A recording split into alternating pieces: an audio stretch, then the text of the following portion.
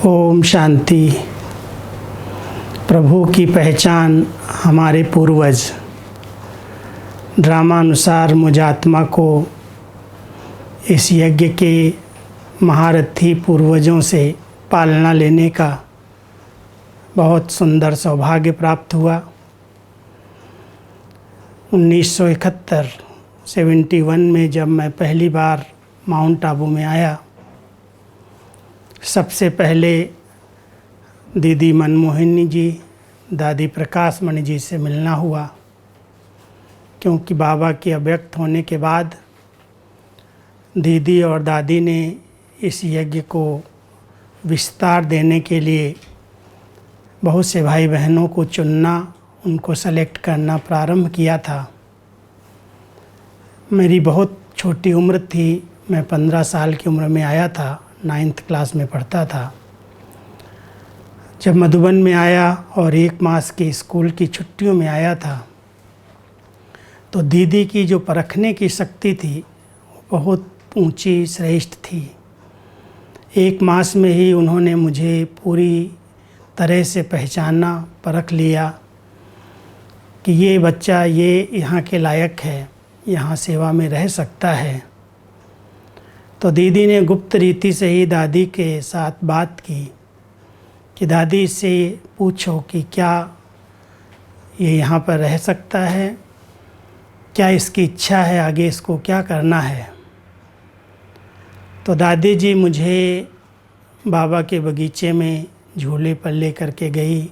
मैं तो छोटा था, दादियों से डरता भी था, लेकिन दादी ने बहुत प्यार से अपने साथ झूले पर बिठाया और मेरे से 2-4 ऐसे प्रश्न पूछे। जब मैं उत्तर दे रहा था तो दादी कहती है, अरे भाई, दीदी की नज़र तुम्हारे पर पड़ी, तुमको तो कैसे छुट्टी मिलेगी, अभी तुम्हारी उम्र छोटी है, अभी तो ये पढ़ाई की उम्र है। और लौकिक में परिवार के अंदर मेरे पिताजी 3 भाई हैं और उनके बीच में मैं इकलौता बेटा हूँ। तो दादी को सुन कर के लगा कि नहीं, अभी तो तुम्हारी उम्र भी छोटी है और परिवार में अगर अकेला वारिस होता है तो उसको परिवार वाले छोड़ते नहीं हैं। लेकिन फिर भी दीदी की नज़र पड़ी है तो आप लौकिक में जाओ, अपने पिताजी से पूछो क्या उनका विचार है। और साथ साथ मुझे कहा कि अभी उम्र छोटी है, इसलिए 3 साल तो कम से कम और पढ़ लो। तो मैंने ऐसे ही दादी को देखते हुए कहा, दादी, बाबा तो कहते हैं विनाश होने वाला है, फिर मैं पढ़ करके क्या करूँगा, क्योंकि 1 मास में ही मेरे को इतना अपना मधुबन भाई बहनों का इतना स्नेह मिला, इतना प्यार मिला, जो ऐसे लगता था यही मेरा घर है, यही मेरा परिवार है। तो मेरी भी इच्छा थी कि मैं भी यहाँ रह के सेवा दूँ, लेकिन दादी ने कहा कि नहीं, अभी तुम्हें पढ़ना है और पिताजी की अगर छुट्टी हो तो फिर पत्र लेकर के वापस आना। तो जब मैं जाने लगा तो दीदी के अंदर बहुत ऊंचे संस्कार पालना के थे। तो दीदी ने मुझे जो सौगातों का कक्ष था, जहाँ सौगातें रखी थी, उस सौगातों के बीच में ले कर के गई और कहने लगी, तुम इसमें सेलेक्ट करो, तुमको कौन से सौगात चाहिए, जो चाहिए, जो अच्छी लगती है तुम ले जाओ। तो मुझे तो बड़ा संकोच हो रहा था। मैंने कहा, दीदी आप जो देंगी वो मैं लेंगे। कहने लगी, नहीं नहीं, तुम्हारा घर है, तुम मालिक हो, तुमको जो सौगात चाहिए इसमें ले लो। और उस समय एक बहुत सुंदर थैला बैग बना हुआ था जिस पर श्री कृष्ण का फ़ोटो था। दीदी ने मुझे देखा और कहा, ये तुम्हारे लिए बहुत अच्छा है, ये ले जाओ। बड़े प्यार से दिया और फिर कहती है, तुम्हारे पास अटैची में क्या क्या है। तो मैं थोड़ा सा डरा, हमने कहा पता नहीं क्या हमारी अटैची भी चेक होगी। और उस समय अटैची में लोहे की अटैची होती थी, पेटी जैसी, मेरे पास छोटी सी थी। तो दीदी कहती है, तुम अपनी पेटी को संतरी दादी के पास ले आना, क्योंकि संतरी दादी उस समय पूरा स्टॉक संभालती थी कपड़ों का, और जो भी भाई बहनों को कपड़ों की ज़रूरत होती थी तो संतरी दादी ही देती थी। तो जब मेरी अटैची दादी ने मंगाई, संतरी दादी के पास मैं लेके गया, कहती तू यहाँ रख के जा। तो मैंने रख दिया। सवेरे जब मुझे जाना था, जब मैं अटैची लेने के लिए गया तो मैंने देखा वो अटैची बहुत अच्छे अच्छे ड्रेस से भरी हुई थी। करीब 8-10 जोड़ी पैंट और सूट बहुत अच्छे रॉयल उसमें भरे थे। और कहती है संतरी दादी, तुम इसको ले जाओ और बीच बीच में अपने गांव में, अपने घर में इसको पहनना। मैंने कहा दादी ये मैं क्या करूँगा इतना सब ले जा कर के, और गांव में ये सब पहनना, पैंट सूट अच्छा नहीं लगता है, मैं तो ऐसे ही कुर्ता पजामा पहनता हूँ। कहती नहीं नहीं, तुम ये सब ले जाओ और पहनना तो तुमको सब परिवार वाले कोई रोकेंगे नहीं, क्योंकि शायद समझते हों कि संस्था जो है उनके पास क्या होगा। हमारे गांव में तो इतना इनकी 3 की प्रॉपर्टी है, 3 के घर हैं, 3 की खेती है, तो लोग तुमको जल्दी छुट्टी नहीं देंगे परिवार वाले। इसलिए देखेंगे कि नहीं ये तो 1 मास में गया और इतना सब उसकी पालना हुई है, इतने सब साधन सुविधाएं मिली हैं, तो सब कुछ इसको और भरपूर हो जाएगा, वहाँ जाएगा तो तुमको इसके आधार से सहज छुट्टी मिल जाएगी। तो मैं ये बात देख करके, दादियों की पालना, उनके विचार सुन करके बड़ा अंदर गदगद भी हो रहा था, लेकिन भय लग रहा था ये सब चीज़ें मैं ले जाऊंगा तो पता नहीं मुझे गांव वाले क्या कहेंगे, कहाँ से उठा के लाया। फिर भी मैं लेके गया सब, और जब मैं कभी कभी देखता था तो वो बहुत बड़े बड़े थे, मैं तो उस समय छोटी उम्र में था, तो पहन तो मैं नहीं पाया, लेकिन सब पेटी पूरी सजी हुई रखी रही घर में। जब 1 साल पूरा हुआ पढ़ाई का, हाई स्कूल मैंने किया, तो मैंने पिताजी को बोल दिया था कि मुझे तो मधुबन में ही रहना है, और उनकी बहुत अंदर की इच्छा यही थी कि वो बहुत पक्के निश्चय बुद्धि थे। हमारी लौकिक बहन तो पहले से समर्पित थी, तो मुझे भी कहा कि अगर दादी की छुट्टी है तो मैं बहुत प्यार से चिट्ठी लिख के देता हूँ। और ज्यों पढ़ाई का लास्ट पेपर हमने दिया है स्कूल का, मैं उसी समय ट्रेन ली और वहाँ से छुट्टी लेकर के 72 में मधुबन आ गया। अब मधुबन में जब आया तो दादी मुझे गेट पर ही मिल गई, चक्कर लगा रही थी पैदल कि तुमको छुट्टी कैसे मिली, तुम इतनी बड़ी स्कूल की छुट्टी और पिताजी की छुट्टी, सबकी छुट्टी लेके आए, चिट्ठी दिखाओ। तो मैंने जब चिट्ठी दादी जी को दी तो दादी उसको पढ़ करके वहीं खड़े खड़े पढ़ने लगी, और उसमें 2-3 शब्द ऐसे थे पिताजी ने लिखे थे जो दादी ऐसे मुझे नीचे से ऊपर तक देखने लगी। कहती अच्छा तुम्हारे बाप को इतना निश्चय है। उसमें उन्होंने लिख दिया था कि ये मेरा परम सौभाग्य है कि इस धरती पर जब स्वयं भगवान ने इस सृष्टि की स्थापना के लिए आए हुए हैं, उसमें मेरे बच्चों को सेवा का चांस मिले, इससे बड़ा भाग्य और क्या होगा। अगर हो सके तो दादी अभी इनको समर्पित करो, फिर मुझे भी चांस दे देना। ऐसे पत्र में जब दादी ने पढ़ा तो कहती अच्छा ठीक है ठीक है। और उस समय कार्य सब स्थूल थे, कोई भी ऐसा तो लिखने पढ़ने का ऑफिस वर्क या कोई दूसरी सेवाएं नहीं थी, सब स्थूल कार्य थे। तो एक वहाँ माता जी थी जो स्टॉक संभालती थी आवास निवास का, बिस्तर वगैरह। तो कहती है दादी कि तुम माता के पास जाओ, उनके साथ सेवा करो और वहाँ सेवा करो, और फिर बताना अगर फ्री रहना तो दूसरी सेवाएं भी देंगे। तो मैं उस माता जी के, जिनका नाम शांति माता था, मैं उनके पास गया स्टोर में, उनके साथ बिस्तर तैयार करना। और उस समय सभी बड़े बड़े होल्डाल, बड़े बड़े बिस्तर लेके आते थे, क्योंकि घर के अंदर ये साधन सुविधाएं इतनी नहीं थी, तो लोग अपनी बाल्टी, माग, बिस्तरा सब उठा उठा के लाते थे। और मेरी ड्यूटी थी सबको गेट पर रिसीव करना, फिर उठा करके उनके कमरों में पहुंचाना, क्योंकि उस समय मधुबन के अंदर कोई भी मजदूर नहीं थे, कोई नौकर नहीं थे। तो हम लोगों को ये सब सेवाएं मिली, लेकिन एक खेल खेल की रीति से हंसते खाते बड़ों की पालना के अंदर हम पलते रहे। साथ में और भी कई स्थूल सेवाएं थी, धोबी घाट था, रोटियां बनानी थी, गर्म पानी करना था। तो जो भी दादियाँ कहती गई, हमने एक लक्ष्य रखा, जो बड़े कहते हैं हाँ जी करना है, और हाँ जी करके बड़ों के नज़दीक जाना है। लेकिन एक अंदर की इच्छा थी कि मैं स्टूडेंट लाइफ से आया हूँ, स्कूल से आया हूँ, मैं यहाँ कुछ सीखूँगा। और पिताजी मेरे को कह रहे थे सबसे अच्छी सेवा मुरली की सेवा है, तो मुरली टाइप करना सीखना वहाँ। तो मैं जब मधुबन में एप्लीकेशन दी तो टाइप एक ही थी, टाइपराइटर एक थी, और वो जो भाई करने वाला था उसको बहुत ज़्यादा डायरेक्शंस मिले थे, कोई को हाथ नहीं लगाने देना, नहीं तो ख़राब हो जाएगी, फिर मुरली बंद हो जाएगी। तो बेचारा डरता था, और हम उसको कहते तो मुझे टाइप सिखा दे, तो कहता था नहीं, बिना दीदी दादी की परमिशन के मैं कैसे सिखाऊं। ड्रामा ऐसा बना जो दीदी और दादी 72 में लास्ट में थोड़ा बीमार हुई और अपनी चेकिंग के लिए बॉम्बे गई। और जब बॉम्बे में काफ़ी समय उनका रहना हुआ तो मधुबन निवासियों को सबको कहा कि तुम घूमने आ जाओ, एक एक आओ, मिल के भी जाओ, बॉम्बे घूम के जाओ। तो सबको चांस मिला, लेकिन वो जो टाइप करने वाले भाई को चांस नहीं मिला, क्योंकि मुरली बंद हो जाएगी, टाइप नहीं होगी तो लोग सोचेंगे क्या हो गया। तो उसको बड़ा अंदर से आया कि तुम कुछ भी हो, तुम दादी से छुट्टी लो, मैं लेता हूँ दीदी दादी से, और तुम टाइप सीख लो। जब मैंने छुट्टी ली और उसने पूछा दादी से, तो दीदी कहती है टाइप तो भले सिखाना, लेकिन पहले उसको सिंधी सिखाओ। अब सिंधी के लिए मुझे तो लगता था मैं उत्तर प्रदेश का रहने वाला, सिंधी कैसे सीखूँगा, लेकिन दीदी का एक यही शर्त थी कि अगर सिंधी नहीं सीखता तो टाइप नहीं सिखाना। तो जब ये बात आई तो हमारे दादा विश्व रतन सुन रहे थे। उन्होंने कहा सिंधी सीखने में क्या है, तुम मेरे पास आया करो, मैं रोज़ सिखा दूंगा, एक हफ्ते में सिखा दूंगा। तो मैं उनके पास रोज़ सवेरे सवेरे डायरी पेंसिल लेके जाता था।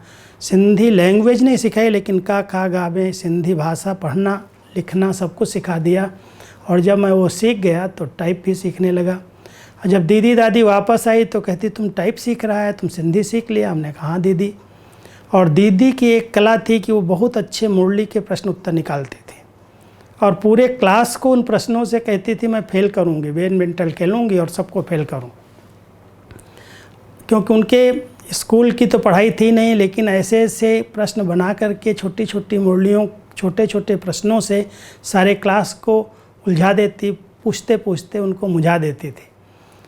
कहती अच्छा तुमने सिंधी सीखी है तो ये डायरी लो, पढ़ो, और जा कर के तुम टाइप सीख गए हो तो कुछ टाइप करके ले आओ। अब मैं दीदी की डायरी देखा तो उसमें एक अक्षर भी मुझे समझ में नहीं आया, क्योंकि दीदी ने तो अपनी भाषा में लिखा था, न सिंधी थी, न इंग्लिश थी, न हिंदी थी। फिर भी दीदी को लगा कि ये मेरी पढ़ नहीं पाएगा, तो कमलमणि दादी जो दिल्ली में रहती थी उनको कहा कि इसको तुम इसकी ट्रेनिंग दे दो। तो वो मेरे ऑफिस में आती थी, वो दीदी की राइटिंग पढ़ना, उनको सिखाना, बोलना सिखा दिया मुझे।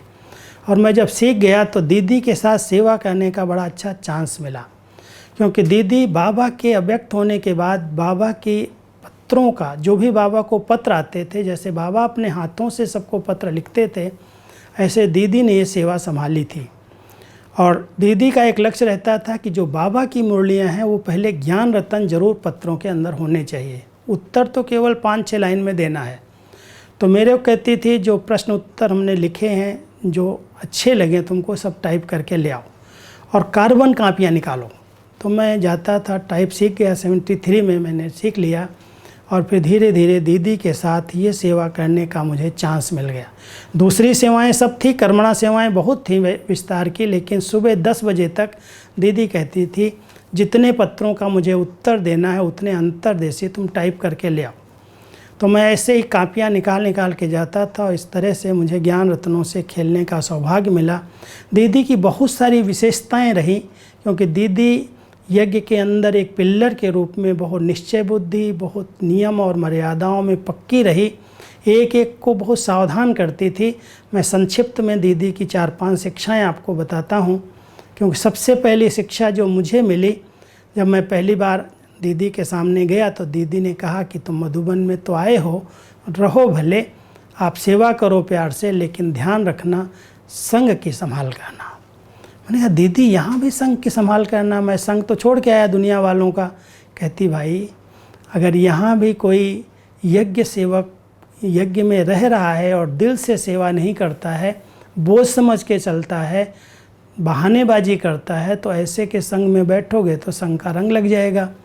अगर सच्चे दिल से यज्ञ सेवा वो नहीं कर रहा है तो ऐसे के साथ उठना बैठना, उसका संग भी खराब है।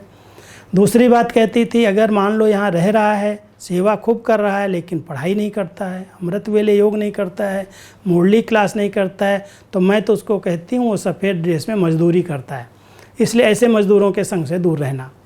कहा दीदी बहुत अच्छी बात है, अगर वो ऐसे लोग हैं तो मैं उनके साथ संभालूंगा अपने को।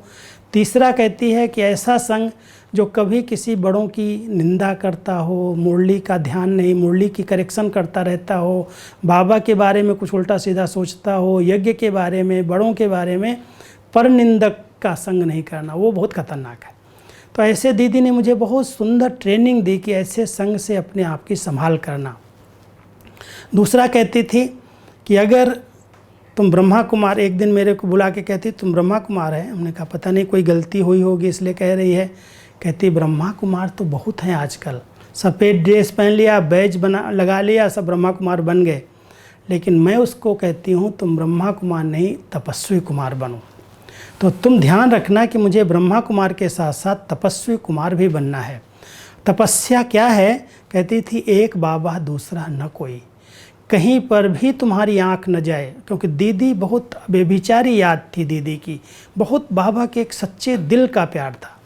दीदी के लिए बाबा भी कहते थे सतीव्रता, पतिव्रता, पिताव्रता देखना हो तो दीदी को देखो। किसी में भी दीदी की आंख नहीं जाती थी। तो दीदी अपने समान बनाने के लिए कहती थी कोई कितना भी अच्छा हो, कोई कितना भी गुणवान हो, लेकिन उसको बनाने वाला कौन? हमारा बाबा है ना। तो इसलिए किसी के ऊपर प्रभावित नहीं होना, एक लक्ष्य रखना कि मैं तपस्वी कुमार हूँ, तुम ही से बैठूं, तुम ही से खाऊं, तुम ही से बात करूं, तुमको ही दिल की हाल सुनाऊं। ऐसी अंदर की धारणा होगी तो तुम तपस्वी कुमार बन जाओगे, एक एक इंद्री शीतल हो जाएगी। तो ऐसा अभ्यास करो। क्योंकि दीदी का जो योग था ना, एकाग्रता का था।